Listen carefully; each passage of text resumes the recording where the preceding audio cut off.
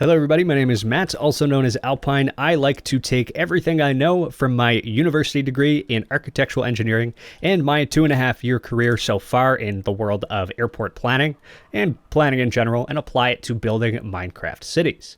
In my previous video, I built this complex of buildings right here, except you may notice that the original build was on a flat piece of land and now it is very much in this brand new terrain for the western expansion of the City of Sequoia. I'm going to be taking you on a tour of this complex. I'm going to be showing you the outside, all of the engineering that comes with it. We're going to go inside and check out all of this interior, all of the floor plans. I'll talk you through it. And we're going to be seeing all of these beautiful views with those ships down there and the beautiful mountains in the background. Before we get started, if you don't mind clicking like, it just helps with the YouTube algorithm and helps me to reach more people who may also enjoy this content. But with that being said, okay. You ready to go on a tour? Because I certainly am. Oh, hello pressure plates. I like to use these as little stepping stones to get across this strip of grass so that if you come here and you park your car, you don't have to walk on the grass, especially if it's rainy. Because since the city is approximately based on Vancouver, in Vancouver it does rain quite a bit. So this is quite common. But anyway, if we cross the street, we can see my beautiful little car here. The license plate on this is Alpine 2 because the Alpine 1 version, that is somewhere over here. It's in one of those floating skyscrapers. I forget exactly where, but that's a work in progress. You didn't see that. But if I jump up here, let's take a quick fly around this complex. Now, I really like this pattern here. This is a dead bubble coral block, which I thought was quite interesting.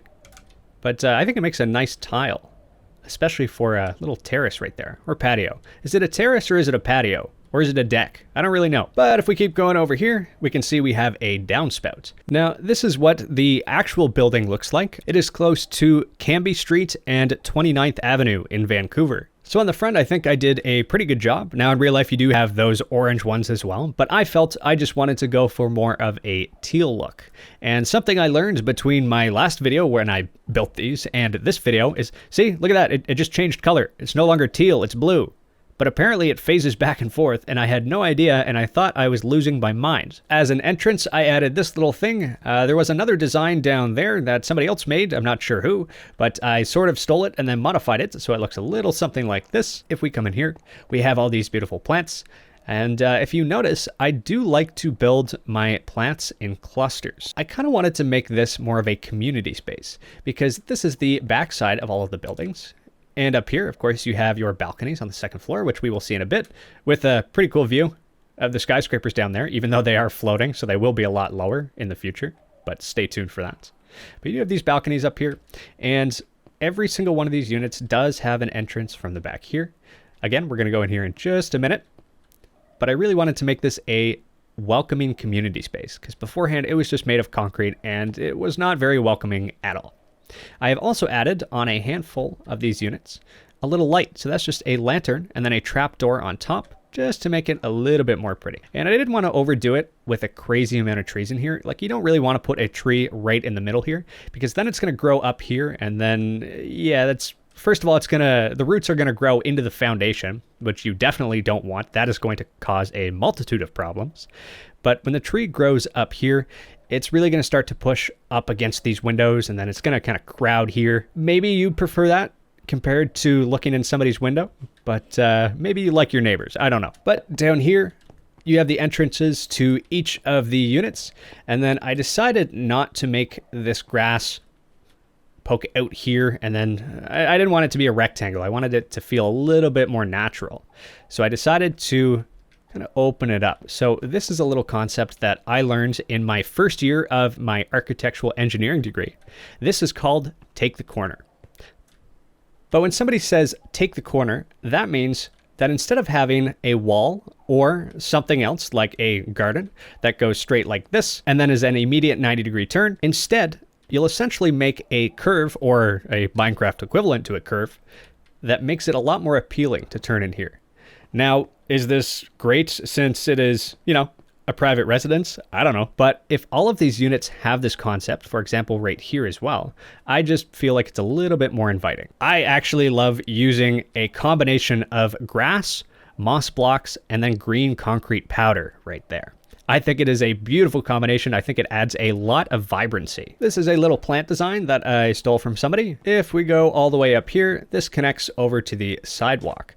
Now, obviously, this is a work in progress. There is nothing up here just yet, but stay tuned for that. On this side, I just wanted a little place that you could sit down with a friend. Maybe you could play a game of chess. Maybe you can have a coffee, and then just a little light on top, which I thought was pretty cool. But if we continue down here, we are going to go check out this thing called a laneway. It is different than an alleyway. A laneway is where you bring your garbage trucks through, and then you have your garbage and recycling bins that are hiding over here. Here's an example that myself and Mata Arch, go check out his channel, built yesterday. So you have your garbage bin, you have your compost bin, and then this is a little recycling bin. But you also have these nice power lines over here, just to add some of that realism. These are designed by Mata Arch, and I modified them just slightly. Then you have these nice trees. This one was built by my friend named Rainy. But if we go back in here, this says, please keep gate closed because the raccoons will eat everything, which is definitely a problem in Canada where I live. In here, of course, you have to think about your garbage, your compost, and your recycling. So I made this tiny little shed. Actually, it's not tiny. It's actually a considerable size. But you have 3 bins for your recycling and your compost, which I should probably actually separate. And then over here, you have your garbage bins as well. And I also just added a little light right there and right there so that at night, it's not pitch black. The great part about laneways is that all of the garages are in the laneway rather than on the main street. So if you had a garage that was on this main street, then you have cars that need to pull into the garage. And then if the garage was right here, say it was 3, 4, 5 blocks wide, now that's 3, 4, 5 blocks along this curb on the main street that you cannot have street parking. So now it is time to check out the inside of these builds. But I'll give you a little tour down here first. I have some carrots, just in case you want to have your own garden. Another little table here with a cool little tile pattern down there. And then over here, you have these trees that I designed. These are essentially baby trees, and they have, you know when they have like plastic wraps around the bottom because they're still trying to stand up or something? I don't exactly know how that works, but I saw it on Google Maps in the Point Grey area, so I decided to add that as well. These are just fences up here, and then you have your open fence gates, which I thought was quite interesting. I don't know, I like the design, but that's just me. I would like to tour this one right here because I really like this patio or deck or terrace or whatever you call it. Anyway, we're going to go down here. Yes, it does open up into the laneway. And if you don't live in a city, and maybe you live in a city that does not have laneways, you may be thinking, hey, wait a second, aren't these laneways going to be all dirty and disgusting? No, actually. They're actually quite clean. Now, if it's garbage day and, for example, it's very, very windy, maybe you'll get a couple things that are flowing across the laneway. But for the most part, it's actually quite pleasant. And when I go out for walks, since I live in Vancouver, British Columbia, where we do have these laneways, I tend to walk in the laneways for the most part because there's less people. We're going to tour this row home / townhouse. I don't know the difference between a townhouse and a row home, but I'm just going to call it a row home. So right here, you have these beautiful little steps that go up here. I could definitely add a light right here, although there is light inside, which we will see in just a second. But there's a nice little spot right here if you want to come out here and have a morning coffee. Now, you are going to die alone, so you don't actually... Here, let me fix that for you. I have this little section over top for some rain protection. Again, it rains quite a bit in Vancouver, British Columbia, and I'm making the assumption that this area in the city of Sequoia has a comparable climate. So if you want to come right here, and then maybe you're soaked in rain, if you want to get your boots off and your jacket off before you head inside, you can do that so that you don't get your flooring all messed up. Let's close that door. This here, we can open those, and that's a little place to put your keys if you want. You can hang a jacket right here. I believe in the other units, these are actually 1 block up, but since I have a window right here, I decided to lower it down. Now you have a nice storage closet right here, which I think is quite convenient. And then over here, you have a nice little sitting room. This is not the living room, this is a sitting room. No, you cannot live here. Up top, I have also added this pale wood just to change it up. And then if we go in here, we can see the kitchen. So this kitchen, you do have a stove. You have your oven with the burners on top. I have used a lectern and then a little wall right there. That is for your ventilation, so that when you are cooking your craft dinner, or macaroni and cheese as the rest of the world calls it, it goes right up into there. I have these little cupboards right up top here. These are just trapdoors. Before we go over here, let's check out this right here. You have a washer and a dryer. If you're wondering why this is so weird, it is because it is underneath the stairs. So you have a bit of a Harry Potter closet that looks a little something like this. Over here, this is your dining room, which I have used the magic of Axiom World Edit / debug stick and added some rails. I don't know, it's just a little design that I have previously used in texture packs, so I decided to transfer it over to here, add some carpet up top, and then you add some stairs. I think it looks good. Up top here, I wanted some hanging lights, so I have an end rod and then a button that is attached right at the bottom, and it's really, really great because both of them are 4 pixels wide, so it does fit quite perfectly. So that is the first floor. Let's go up to the second floor. But before we do, this is that entrance from the back here where you have these beautiful gardens, which I really, really love. And I have the glass that extends out like this. I believe you can also do this with a debug stick. But of course you have a tiny little welcome mat, and then you have a place to hang a jacket. So let's go up to the second floor. What's going on up here? This is a living room. I have also used some moss, what do you call it? Moss carpet? Pale moss carpet. I've used pale moss carpet combined with some light gray carpet to make a cool little design.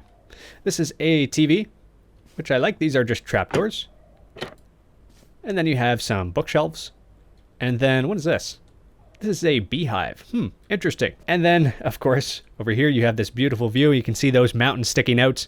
They are explorable, by the way. You can download this map on my website, alpine1.co. Go to Discover Sequoia. We can see this lamp design once again, and a nice little couch, just like that. This is a pretty classic couch design. I use this all the time. A very, very simple chair. I don't know. I decided to keep it relatively simple. And you might also notice that relative to this ceiling, this one drops down a little bit, just by 1/2 of a block. So I put the slabs on top of there because I feel like if you bring the ceiling down just a little bit, it feels a little bit more intimate, which is exactly what you want to go for in a living room. Now, what I've done with the walls, especially since this is quite a small space, I wanted to maximize my floor plans. So I decided to use trapdoors. These are pale oak trapdoors. If you open them, it goes like that. Now, the challenge with this is which direction do you put them? Because if I click here, I can't place anything in the middle here. So this railing is flush with that right there, which means you cannot put another block right there. So you have to be very, very careful. Now in here, you can see I have a toilet. I have a toilet paper holder. I have a little sink. And then this is a mirror, which I just used as a white banner. If we come over this way, we can see another bedroom. This is waxed, weathered, cut copper slab. Yep. And then I have some snow where you just have it stick up a little bit, just like that. Over here, you have a nice little desk. Very, very simple. Some bamboo trapdoors. And a nice little view right there. Now, before we go up to the third and final floor, you have a nice little spot out here, which I think is quite interesting.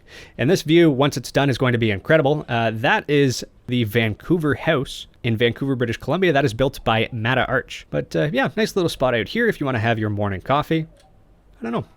I think it's pretty nice. Now let's go up to the third and final floor. A nice little window right here. This is a dark prismarine slab. And then I have a tiny little bedside lamp, which is just an end rod with a button on top. Over here, you have a desk with a computer monitor. Again, these are just trap doors. And then this here, this is just a wall, which I have used as a desktop computer. Down here, just a tiny little plant. Nice little view out the window. And over here, you have an ensuite. That is the interior, but now it's time to check out my favorite spot in the entire build. We have the patio, or the terrace, or the deck, or the balcony. I don't know what it's called. Somebody please help me out. This is a little barbecue design that I have used in different forms over the years. But essentially you have either a furnace or a blast furnace right there. I like to put some pressure plates up on top. I have a little trapdoor right there with some carpets. On this side, I did not include that same trapdoor because you do have this glass this glass railing right there. And then you have the hood that can close down on top if you're not using it. But of course, I am in the middle of barbecuing, so I kept it open. On this side, we have just a little table and then a handful of chairs and a tiny little flower. Up top, we do have, I don't actually know what you call this, but I don't know. It just makes it, similar to the living room, feel a little bit more intimate by bringing it down. And it really doesn't block any of the view, because if we zoom in over here, you can see those beautiful mountains hiding way back there, which again are explorable. You do have a very cool cargo ship down there, which was built by a guy named MiG-31. And what do we have over here? Oh, you have a little Canadian flag. That is on what is called Granville Island, which does exist in Vancouver in real life. But we are making it here an actual island, because in real life, it's not actually an island, even though it's called Granville Island. Don't get me started on that. I need to finish up this area. There's so much to do. There's that section which I need to lower all the buildings into. I need to work on roads. There's an entirely other giant part of the city over there, which is significantly larger than this one. Actually, let's go see it right now. There we go. Now we are in the neighborhood of East Village. It looks a little something like this. It is still a work in progress, but it is substantially more complete compared to the other section that we were just in. So work in progress, lots of skyscrapers, but I don't want to give away too much of this.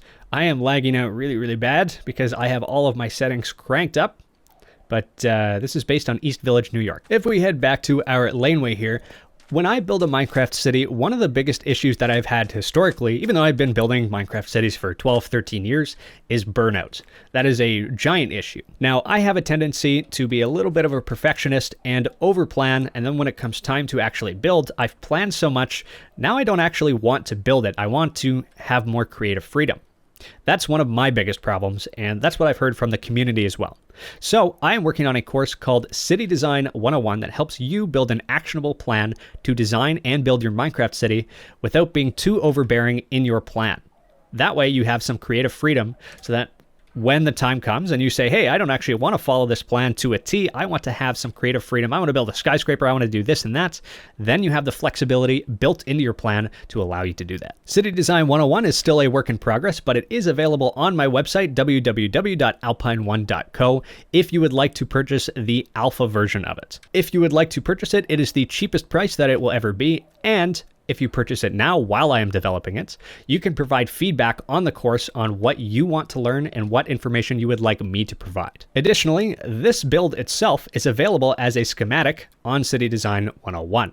Granted, it is not this version, this complete version. It is the original version, which I built in my previous video. That way it gives you the flexibility to put it into your world. Because if I gave you this version, well, this is right into the terrain, and your terrain might not look like this. However, if you do actually want this terrain, you can get it on my website, but I'll leave that for you to discover. Thank you so much for watching. If you like this video, click like. If you really like it, click subscribe. My name's Matt. You're watching Alpine.